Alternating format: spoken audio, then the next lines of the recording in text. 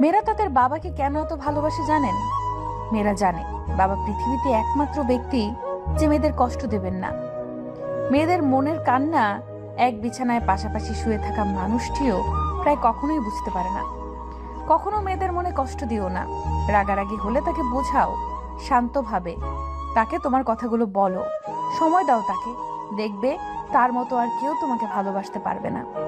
আসলে মেয়েদের জীবনের চাওয়া পাওয়াগুলো নিজের একান্তে থেকে যায়, কখনো তাদের মুখে চাওয়া পাওয়াগুলো প্রকাশ পায় না। তাদের যেন কোনো স্বপ্ন বা আশা থাকতেই নেই।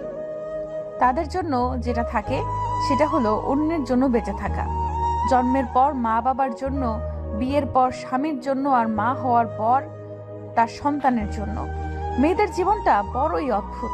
মানিয়ে নিতে নিতে আর মানিয়ে চলতে চলতে জীবন শেষ। প্রথম নিঃশ্বাসটা বাপের বাড়ি থেকে শুরু হয়, আর শেষ